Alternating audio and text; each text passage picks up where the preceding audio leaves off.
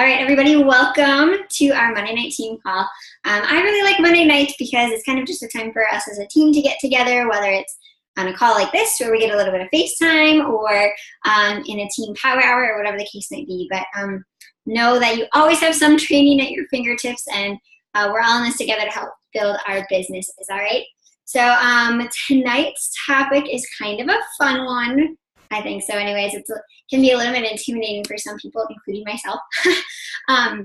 So here it is. We're going to talk all about sharing, the importance of telling our story. And let me try and move everybody out of the way so the recording can follow along with the slides. So yes, really that sharing our story and telling what we're all about is the key to success in this business. Surprisingly, it's not Shakeology. It's not P90X, but really relating and being vulnerable and telling other people what you're all about. I'm going to stop sharing for just a second because I kind of want to give you, let you see me, give you a little bit of background on why I chose this topic in particular. So let's see. This is something that I struggle with. And recently, like pretty much this whole year, all of the topics that I've decided to present on are either something that one of you guys has brought to my attention, like, hey, I'm really struggling with this. But most of the time, it's been something that I am struggling with, okay? And telling my story is a big part of that. I have this huge limiting belief that I don't have a story. So let me give you a little bit of background information. I grew up in a really happy home. My parents are very loving. They're still together. I went to college, got my degree. I got married after college, bought a house, got a dog, had a baby, like pretty boring stuff. Nothing too crazy, no big adversities. I don't have huge debt. My parents aren't like, I didn't grow up in an abusive home or anything like that. And so I have this limiting belief, because it's not true, that I don't really have a story. Like I'm living a pretty normal, basic life. And well, it might, seem like that, or maybe I'm living this life that people want to give their children, and that's why some coaches in this business work so hard. I still have something to share. I still have something to offer people, even if I have a pretty normal life. So that's kind of where I'm coming from and why I chose this topic. And then the second part of that is that I just got back from Coach Summit, and Coach Summit is this huge event that I'm sure some of you saw it, some of you were there, that Beachbody puts on for its coaches with awesome keynote speakers and just lots of workshops. And this reoccurring theme over and over and over and over again was telling your story, and not even in a way where it was like Carl, the CEO, was being like, you need to tell your story. It was this underlying theme all weekend. For example, like one of the keynote speakers, Brendan Bouchard, who has nothing to do with Beachbody whatsoever, he had these 5 bullet points in his speech. They were the main topics for that. And every single bullet point, he had a personal story that he weaved into his point. And so that's just a perfect example of why storytelling and sharing who you are can really help you out in this business. So let me get back to the slides, but I just wanted to give you a little bit of background on where I'm coming from. If you don't have a pen and paper, make sure that you go grab one. Because you're probably going to want to write some of this stuff down. Okay, telling the stories to success. Okay, here's what we're going to go over tonight. We're going to talk about why it's important to tell your story, what isn't, or what you maybe shouldn't include, and then how to go about doing that. So again, grab a pen and paper. This outline will come up again, so if you didn't get this whole slide down, that's totally fine. But first of all, let's dive into why it's important to share your story, why you should do this.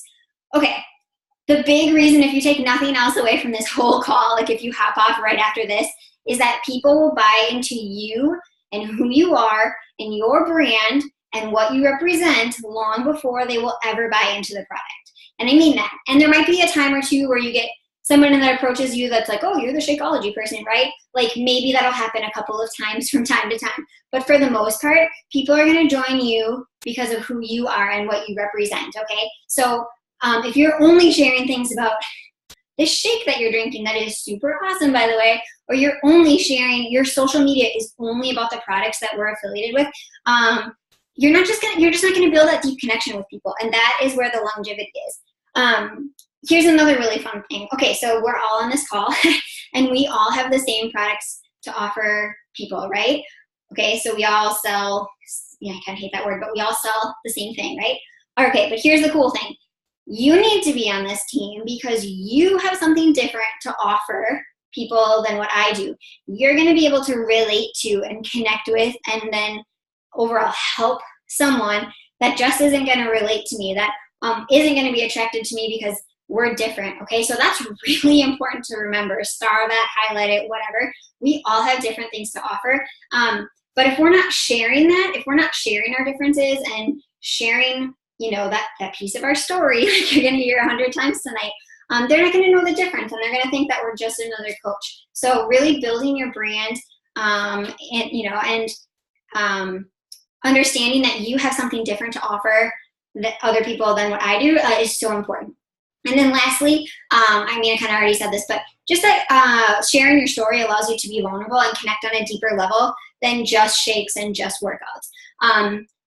You've heard this over and over again, and I just love it, so I'm going to emphasize it again. Go ahead and write it in your margin. But I truly believe the key to success in terms of somebody achieving their health goals is 3 things. It's fitness, it's nutrition, and it's peer support. And with 2 of those 3 things, I think people can generally do pretty well. But with all of those 3 things, I think that's where they thrive.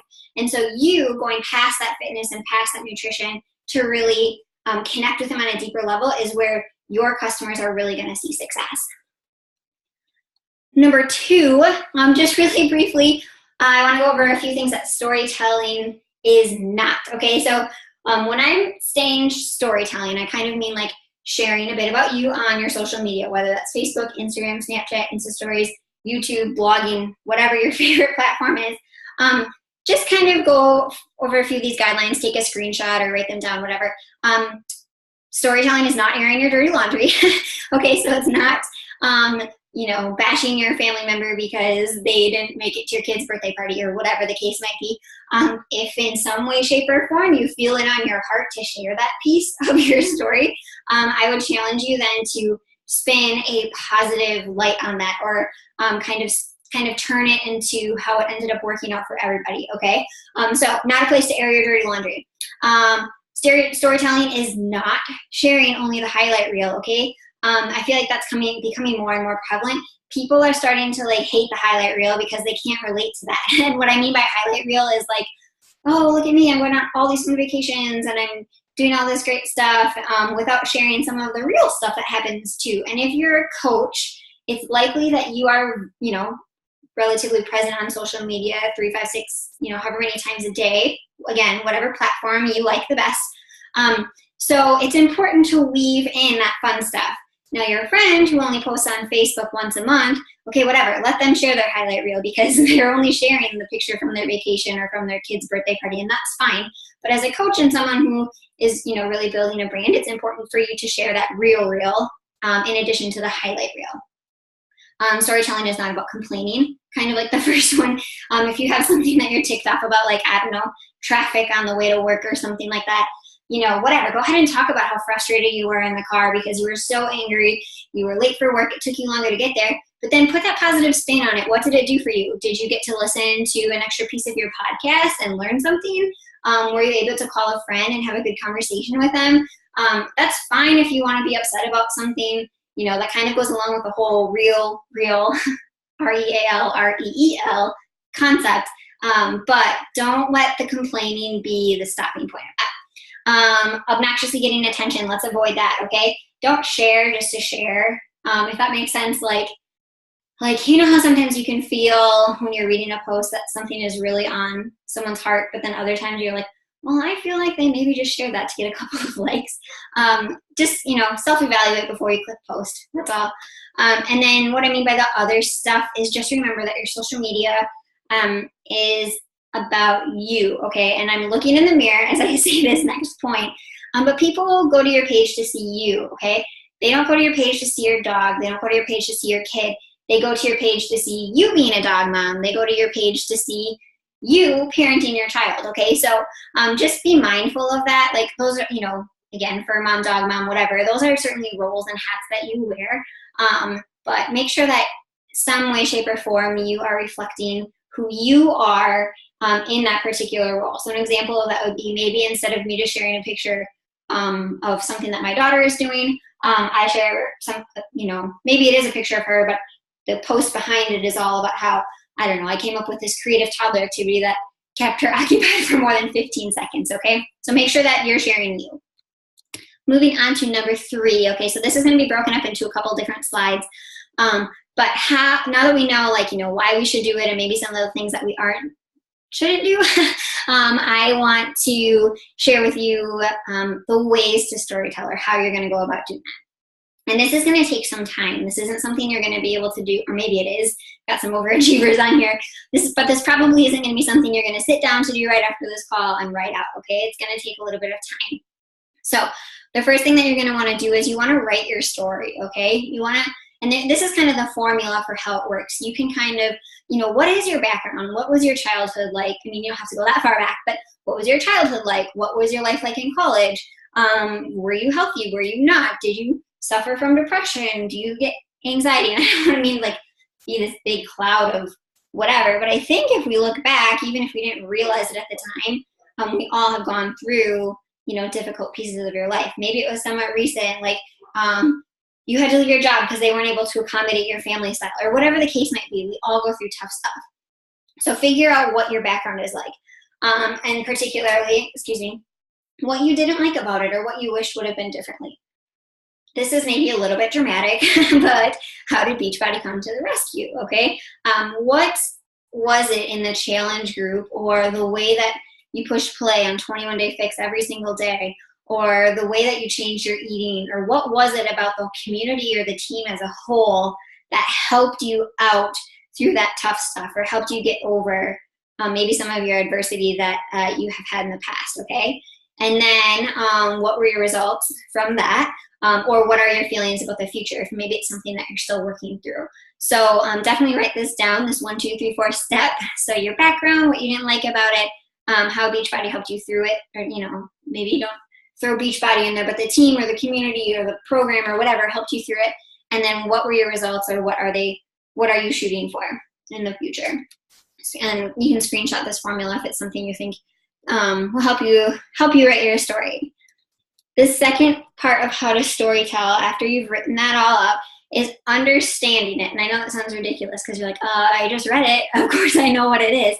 But really connecting with your own story. So really reliability, the trust by adding value, the reliability and the trust that you build, plus the emotion that you're going to put into your story, are really going to be the value that you share on social media, or you share in real life at your kid's soccer game, when you're talking to another parent or whatnot. So those 3 things are really going to add value to your story and have people trust it, and then ultimately trust you.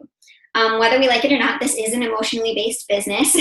So kind of like I said before, we all have something different to offer people, okay? Someone's going to connect with you that really isn't going to connect with me for whatever reason, and that's fine. But you need to find what that is, and find your people, find your avatar, because this really is an emotionally based business. Like I said, write this down again, or highlight it underline it from up above, but people are going to join you or buy into you long before they're going to buy into the product. Oh my gosh, this is a big one. You are not the only person who can benefit from your story, okay? So you might think like, I don't really have that big of a thing to overcome, but I guarantee you there is somebody out there right now going through what you were going through 2 years ago, we'll say, that is looking for an outlet, looking for some way to get past it. And maybe they can't find anyone in their personal life that they know who understands what they're going through. But when you post something that connects with people, whether they reach out to you or not, whether they like your photo or comment on it or even send you a message or not, you putting yourself out there and showing how you've overcome something, I can guarantee will reach somebody and will touch somebody. So don't be selfish by not sharing your story, because other people can benefit from it too. And just along that lines too, just kind of keep in mind that I truly don't believe that we're given trials for nothing. I think they will, any sort of difficult thing that you go through will help you grow, or make it a learning opportunity for somebody else. Okay. Number 3 of how to storytell, and this is kind of the third one. Okay, so remember, 1 is write your story, kind of figure out what it is. 2, understand your story. And then 3, post your story, okay? So this is kind of the fun part, or the intimidating part, or whatever you might want to call it, but actually getting to the piece where you're going to share it, okay?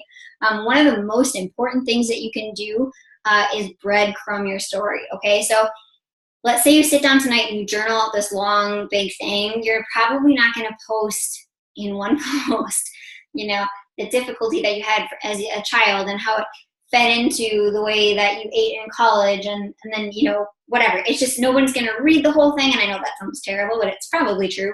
Maybe your mom will. I don't know. But you're going to reach more people by breadcrumbing or by putting a little bit out there at a time. So piece by piece is always best. Not really sharing the full thing at once, but just kind of sharing a part of it. So I have an example of that I didn't even do on purpose. I honestly didn't do for this. But something that I shared earlier today, I'll move over to that after we're done. In a post, it was like this really quick 2 sentences about, I don't know, getting caught up in gossip and what that used to mean for me. And it's not like, it wasn't this big drawn up thing. It doesn't have to be, you know, this big full story. But I realized afterward, I'm like, oh yeah, that's me breadcrumbing. That's a piece of my story. So don't think of it, it has to be this big grand gesture, okay?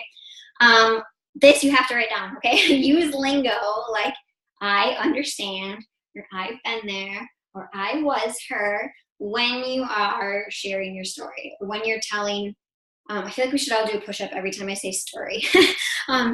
You know, anytime that you are working on a poster that you want to share a little bit about who you are, some of those words are really going to be able to connect with people. So I understand, or I've been there, or I was here are really going to go far.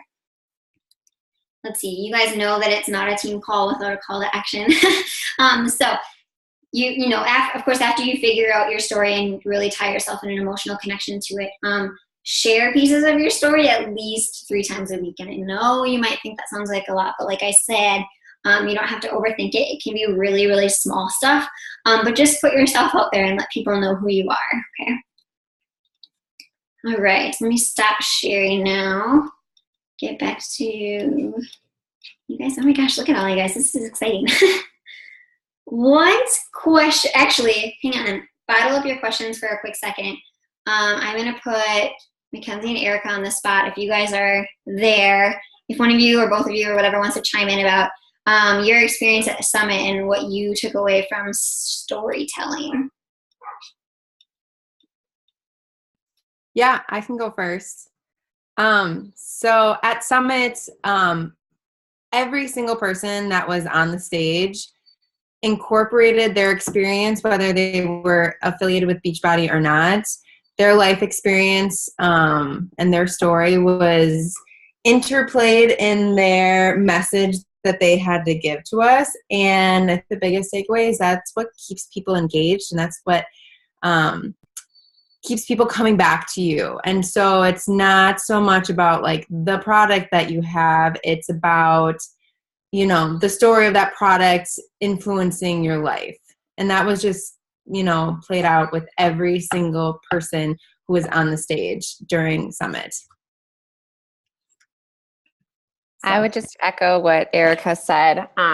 Like the keynote speakers all started out with a story, and like we were totally hooked, not even knowing like what their background was. Like one, who was the guy that told us the story? It was like the best story I've ever heard about skydiving.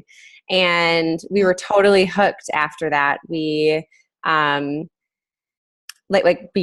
we didn't want to stop. We didn't want him to stop talking because he was such a good storyteller. And so I was challenged to think about ways I can be a better storyteller. And I think that a lot of the things Allie hit on tonight definitely will help or are really good first steps in like becoming a better storyteller. Yeah, I mean, exactly what you guys both said. I would echo that 100%. And I just want to emphasize too that like, I know some of you guys don't have the chat box open if you're on a mobile device, but just that like these are really freaking successful people, like either within the Beachbody community or not. They're the ones telling their story. So if that's what they're doing, that's what we should be doing too, right? So just kind of hit home on that. What do you guys want to chat about? We have 9 minutes left. Let's stick on this topic for a little bit. If we don't have anything, of course, we can taper off. But what do you guys want to talk about? Or if you have questions or maybe something that you've experienced in sharing your story.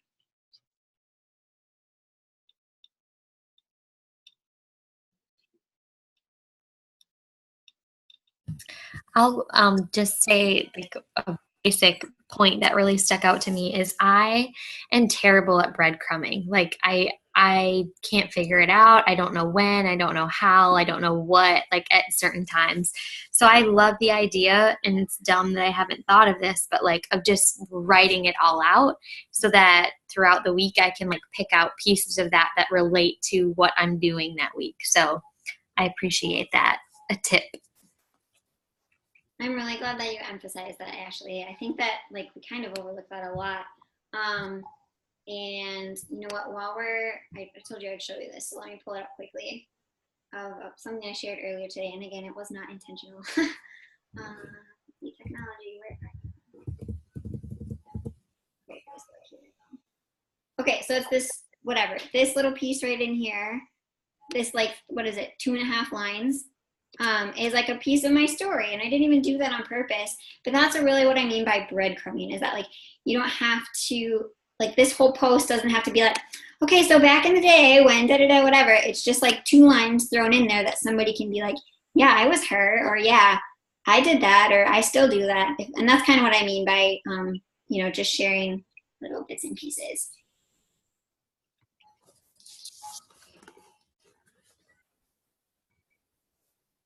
Is there something else that, like even just from this call, that you heard one of us say that you want to emphasize or that you want to start doing?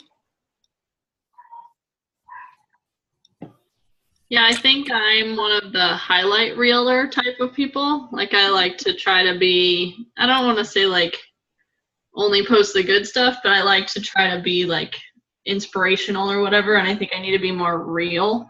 So that was good. And yeah, definitely the breadcrumb thing. I have to figure that out, but it's a really good method because that's, I think, how I got brought in. Was I read something, it was like, oh yeah, that's just like where I am right now, and maybe this would work for me. So I'm glad you brought that up. First of all, give yourself some grace. You guys came with a brand new coach, like still in coach training, and she's on this call, so I'm so glad about that.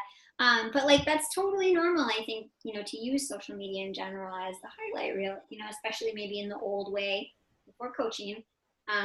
So like, yeah, give yourself some grace on that. It's something that you'll pick up and learn. I'm still figuring it out. yeah, it's hard to know when to post and what to post, and because I'm used to posting like life stuff, and now I'm trying to like bring this kind of stuff in and not seem like in your face all the time. So it's kind of like easing in. It's kind of difficult, I guess, for me. I think you're doing a good job. Well, thanks. Yeah. Dana, do you have anything to add? I don't want to put you on the spot, but you usually have some good stuff. I definitely need to be better about the breadcrumbing part, especially lately, because I feel like I've been a highlight reel kind of person too, because I've switched from like 3 to 5 posts a day now to like 2, because I'm like, I don't have anything to post about. And now with Snapchat, I use that as like a post every day type things, like today, dinner and stuff, because I'm going to like some vegan recipes and things like that. So I did like meat versus vegan recipes, what that looks like. And so I'm trying to find balance in highlight reels and just real life, and not be super boring and just post just to post. Yeah. You brought up something that I think is really good to keep in mind, that when we all go through those moments where we're like, I don't have anything to post. I do this too. And when you have that, pick up whatever you read for personal development that morning and grab something from there and give credit where credit is due, or apply it to your life or whatever. But man, that works for me every time. And a lot of times people, like, even when you are like, I read this in a book, people are like, wow, that's great, really insightful. And I'm like, it wasn't even me, but thanks for getting traction on the post. So like, yeah, write that in your margin. When you're not sure what to post, grab something from your personal development that morning. And to learn this that you said something about. So those of you that have been coaching for a while, like I would say over a year, I know there's been like a big shift in algorithms and the way that different platforms work. And so we always used to say, like, be present 5 times a day on Facebook. And I think that shifting, especially with stuff like, stories, whether you're on Facebook or Instagram or Snapchat, But, you know, whatever. I still think it's really important to put yourself out there at least that many times a day, but it doesn't necessarily have to be on Facebook again like that. That being said, Amy Silverman, who's been in the top 10 for like a bajillion years in a row now, her philosophy is like to be the first thing that everybody sees when they open any platform. So she's like all over the place. So kind of take that with a grain of salt too. Let's see. Is there anything else? We have like 3 minutes left that you guys want to chat about or questions that you have. Is everyone on a team cup team, or does you want to be on one? Okay. I see some shakes, some yeses, and some nos. Okay, if you want to be on a team cup team, there's a thread open in our team page. So like, especially those of you that are on this call, you can kind of go back through there and see who's interested in being in one and just like be a leader and be like, hey, you want to be with me? Okay, sweet, I'll sign us up. I'll help you out with that too. But there's a thread, there's definitely interest. I think we can get at least 2 teams out of that. So.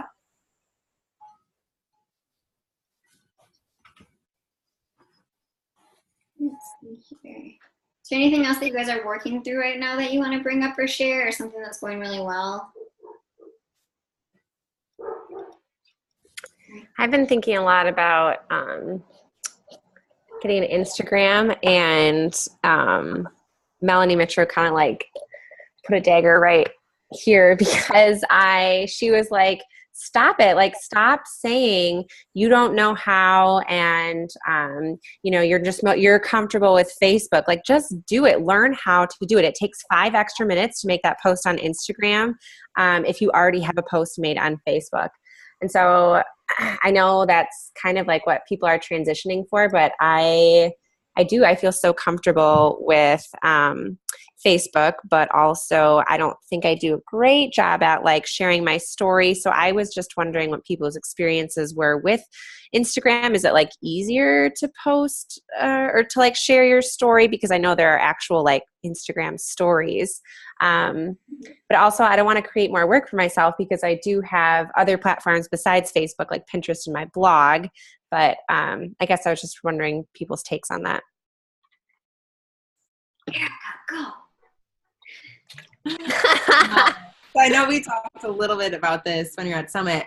For me, so I started on Facebook because that was the platform that everyone's like, yep, you're on Facebook. And for me, I just didn't feel, I mean, it's on Facebook, but I just didn't feel authentic. And I'm not sure, can you guys still hear me? I don't have great internet connection. Yeah, we can hear you. Frozen. Shoot. Oh, okay, perfect. Everyone just froze. And so for me with Instagram, I just felt more connected with that platform, and with Instagram stories, I feel more comfortable sharing just those little things throughout the day that maybe wouldn't necessarily require a like full post on Facebook, but it's like, hey, this is how I share that like I did my workout today. It's just like a quick little photo or a little like blurb type Snapchat kind of a deal of a little quick, I did this kind of a deal. And then it's not a whole post. It's just, hey, I'm showing up every day doing this. And just to keep people kind of engaged in what I do in my life, I would say. So for me, it just feels more authentic to share the little bits and pieces along the way versus writing up like a full post. Yeah, that makes sense.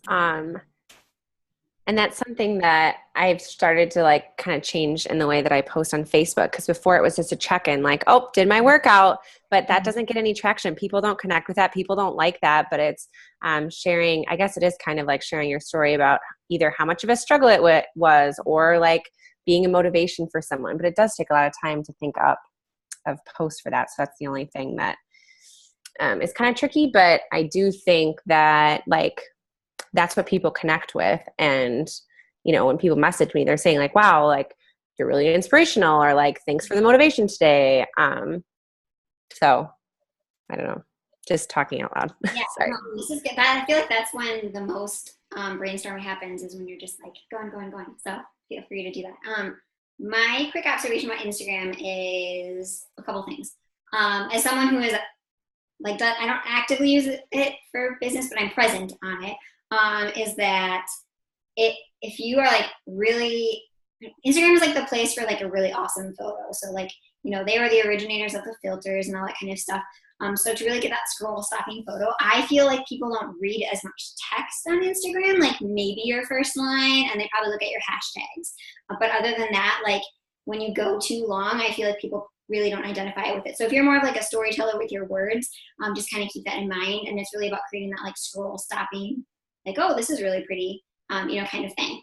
Another thing is that I feel, again, just kind of an observation over the last couple of years, that pretty much people who are my age, I'm 29, and maybe like a year younger are kind of like the Facebook generation. And like, you know, even post-college, I feel like kind of people who are kind of that, you know, I don't want to put a label, but like 27, 28 and younger are like, Facebook is not my jam, Instagram is easier, you know, whatever. So if that's your audience, if your avatar kind of falls into that crowd, I think that might be, you know, a place where you should be present or at least be. And then like Erica said too, the stories piece of it, it's the same as Snapchat, which I know that you have. It's not the same, it's very similar to Snapchat. But another coach and my friend Shay Phillips brought up recently on a call was that Instagram stories, especially if you work Instagram as a business, allows you to share that piece of your life and that behind the scenes, like Erica said, this is what I'm doing and here's this pretty view, or, you know, whatever, here's my kid, while keeping your profile really clean. So people get that like behind the scenes, I want to know who Mackenzie is, through stories, but the profiles are more like clean, if that makes sense. So kind of an opportunity to be like, especially if you have kids, or like Peach is basically your kid, like to overload there. That kind of thing. You can share. Oh, sorry. No, you can share across both too. That's what I do, because I from time to time I have a photo that I'm like really in love with, or a video that I'm really in love with, but I have words too, and I want people to read the words. So if I think that they're not going to read it on Instagram, I'll share it across both, so that it pops up as, oh, I shared this on Instagram, but then it like, in Facebook, the text always shows up first, and then the photo. Versus on Instagram, the photo shows up first, and then you have to click on the photo to see the text. So that's why people don't read the text as much. Quick note on that. I don't know if this is still true, but as of a few months ago it was, just be careful when you cross post like that, because Facebook in particular will automatically like, oh, it was posted from a third party like Instagram or Hootsuite. Maybe it's a little different now because Facebook owns Instagram. I don't know. But they would push it down. So like you won't get as much traction if it says Caitlin posted from Instagram. Like, do you know what I mean? So you can copy the exact same thing and it'll probably get more traction. Or do a test. Do post 2 times tomorrow, one with and one without, and let us know how it goes. I've noticed too that you have to go back and like change it to public. Because if you post it from Instagram, it won't take it as public at first. So I think that way, you might be right. You might not see it as easily if you post it from Instagram, but you can always just go back and redo it. But yeah. Well, the other thing that you can do is post it on Instagram if you really like your video and put whatever words, but then also go and post on the Facebook with those words that you wanted to use, so it doesn't cross-link. Mm-hmm. Yeah. I know it's double posting, but it doesn't take much to copy and paste. No. Sometimes I do that too. I put it on Facebook first and kind of see how it does. But then if I really like the picture, I put it on Instagram too. And with the hashtags, it definitely gets more traction on there also. And there's something else I was going to say, but mine usually get more traction like at night after 9-ish or something, because people aren't usually working during those hours. Like usually during the business hours, they're not going to be checking their phones as much. So I try not to post on Instagram during those times. Okay. Are you finding, because Mackenzie, I'm glad you brought this up, because I've kind of been like playing a little tiny bit with Instagram. But I don't get it. Like, are you guys finding that you connect with different people on Instagram than you do on Facebook? Or like, is it the same people, but they react differently? Like, tell me a little bit about kind of the benefit of it. I'm going to chime in really quickly. This is not from personal experience, but this is like from teaching and learning from other people. Again, because I just don't really use Instagram. But Jeff Hill, who works for Google, has said hands down, 100% the biggest recruiting tool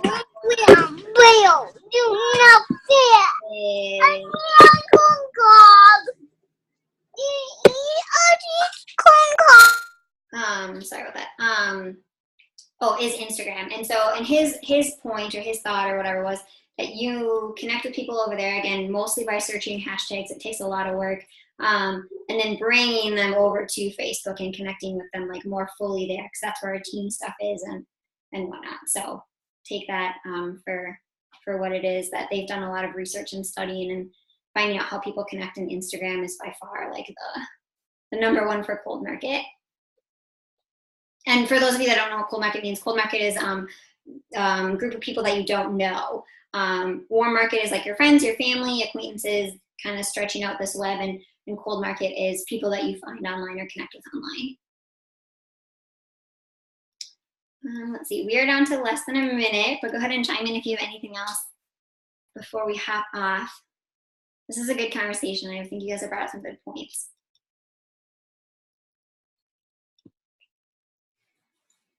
All right, well, I'm going to close it down before we get shut down. But thanks for hopping on, everybody. And like I said, this is recorded, so definitely let your friends know, hi, Baby Gray. And we will see you guys on the team page. Thanks for hopping on tonight.